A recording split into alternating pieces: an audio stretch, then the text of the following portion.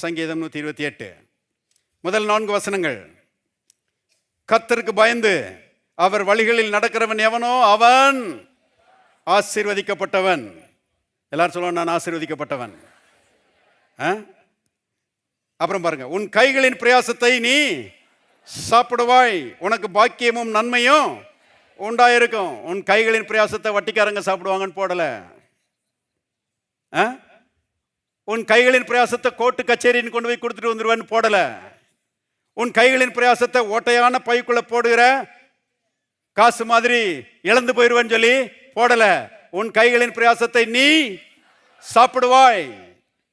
பாருங்க, உன் கைகளின் பிரயாசத்தை நீ சாப்பிடுவாய், உனக்கு பாக்கியமும் நன்மையும் உண்டாயிருக்கும். blessing and prosperity will be yours. பாருங்க, ஆசீர்வாதமும் செழிப்பும் உன்னுடையதாக இருக்கும்.